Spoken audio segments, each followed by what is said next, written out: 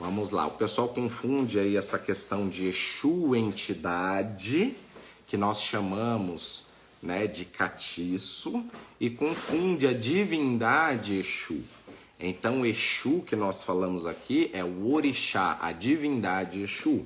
Quando nós falamos de entidade, nós estamos falando dos grandes guardiões da Umbanda, que nós damos o nome de Tranca-Ruas, de Capa Preta, de Sete Encruzilhada, de Marabô. Então essas entidades que são maravilhosas e trabalham na Umbanda como um grande lixeiros espirituais, é uma situação. E aqui nós estamos falando do orixá, da divindade Exu.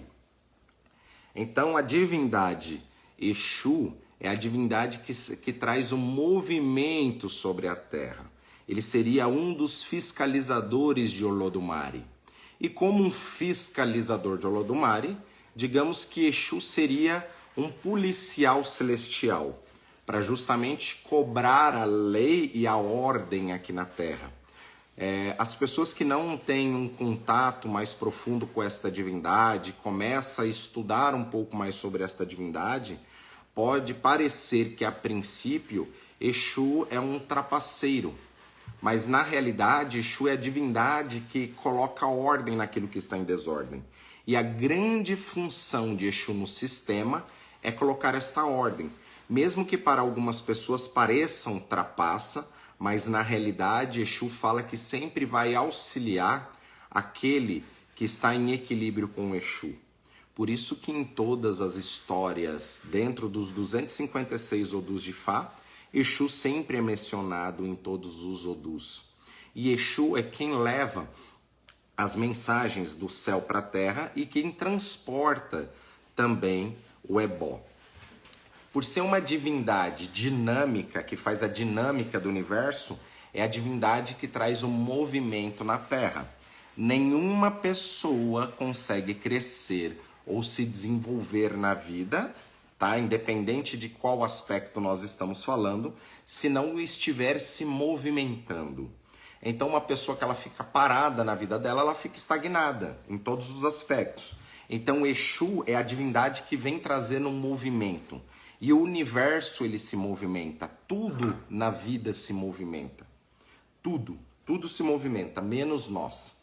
Então nós temos uma tendência a ficar parados ou estagnados, ou muitas vezes a gente luta até a gente atingir uma meta e depois nós vamos ali e paramos ali. Nós, entre aspas, desanimamos ou nos contentamos com aquilo, sendo que a vida é uma aventura que ninguém vai sair vivo dela, nós temos que potencializar tudo aquilo que nós viemos para fazer. Então Exu é a divindade do movimento. E fora isso, é uma das divindades que mora com a gente. Exu mora na nossa boca, Exu mora na nossa língua.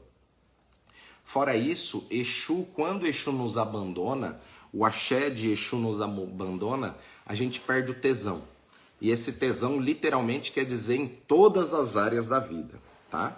Então Exu é a divindade que nos dá tesão no sentido de a gente sempre progredir, sempre se movimentar, sempre aguardar algo melhor. Se nós soubermos que a gente vai sempre cair ou se decepcionar, normalmente a gente não entraria nas situações. Então esse é o grande charme da vida, a gente não saber o futuro, mas a gente ter as predestinações, ter as ferramentas necessárias para que a gente sempre possa pensar no futuro ou ativar no nosso presente para que a gente tenha um futuro melhor. Como o Exu é a divindade da comunicação entre o céu e a terra, é a melhor divindade que nós possamos estar cultuando, porque muito da nossa personalidade humana tem a ver com a energia de Exu. A divindade Exu no Ifá tem o mesmo conceito na Quimbanda? Não tem nada a ver uma coisa com a outra. Tá? Dentro da tradição Iorubá, do Ixexelagbá, dentro do culto de Ifá, nós estamos falando da divindade, do Deus Exu. Quando nós estamos falando aí na Quimbanda, nós estamos falando desta entidade, tá? Da entidade, como o seu Tranca-Rua, seu Marabô, e aí também na Quimbanda vai cultuar as pombogiras, é outra energia, é outra frequência. Nós não podemos confundir aqui na tradição africana Yorubá, Exu entidade com Exu orixá. Então a divindade Exu, Exu orixá, é a divindade que conecta o céu e a terra, e ele é um mensageiro celestial. Por ele ser um mensageiro celestial, é uma das divindades que nós recorremos para que possamos sempre estar em equilíbrio e em movimento. Então a vida sempre tem que estar em movimento. Então tem pessoas que estão crescendo, está entrando numa situação de fluxo na vida, ou tem pessoas que está definhando. Dificilmente uma pessoa ela fica parada, ou ela está subindo ou ela está descendo. Então Exu é uma das divindades que nos traz a noção de equilíbrio e aquilo que nós precisamos, ou para estar florescendo, para estar desabrochando, ou para que a gente possa estar em decadência. Lembrando que os altos e baixos faz parte da vida humana. E esses baixos, ele também serve como lição, para que naquela situação ali de uma crise, a gente crie um novo movimento.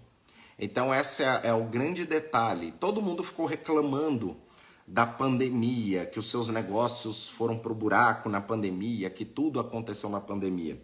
Mas para muitos aqui, né, vai relatar aqui para mim que a pandemia foi o melhor momento da vida. Por quê? Porque é uma crise.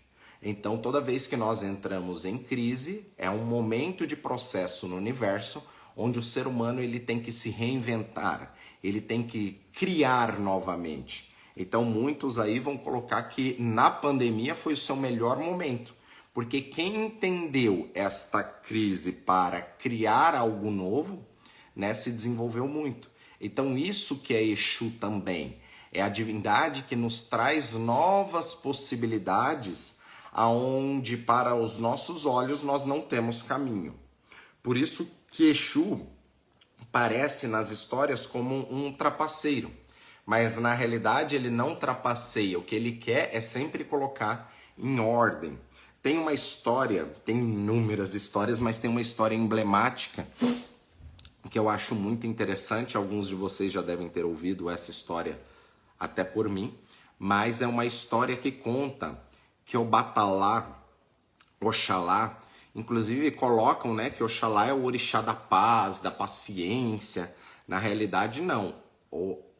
Obatalá, ele não tinha paciência.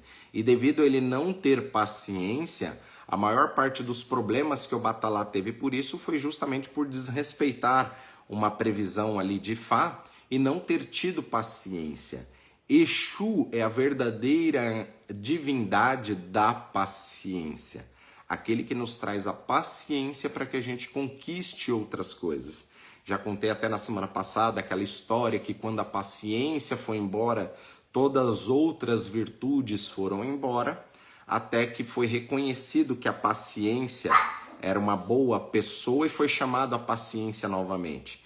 E quando a paciência retornou, ela trouxe várias outras prosperidades junto com ela. Então Exu é a divindade que nos conecta com esse sagrado e que faz com que nós tenhamos noção de equilíbrio entre o bem e o mal, entre as forças, né, da dualidade, do equilíbrio do positivo e do negativo. E Exu, por ser o equilíbrio entre o céu e a terra, conta essa história de Obatalá, que Obatalá foi consultar Ifá porque ele queria comprar uma escrava. E foi aconselhado que Obatalá fizesse ebó e não comprasse aquela escrava naquele dia, que era para Obatalá comprar essa escrava em um outro dia depois que ele fizesse ebó. Obatalá, sem paciência, não fez o ebó e foi para o mercado comprar uma escrava. Obatalá comprou a escrava. Quando chegou em casa, aquela escrava morreu. Obatalá ficou desesperado e foi lá recorrer a Ifá, porque a escrava que ele comprou havia falecido. Mesmo assim, Oromilá pediu para que Obatalá fizesse ebó.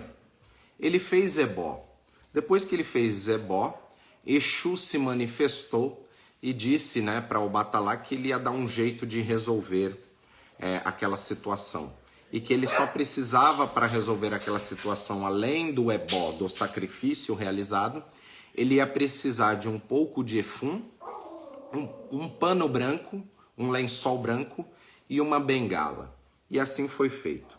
Exu pegou a escrava morta, levou para o mercado logo pela manhã, quando ainda não tinha chegado ninguém ali no mercado.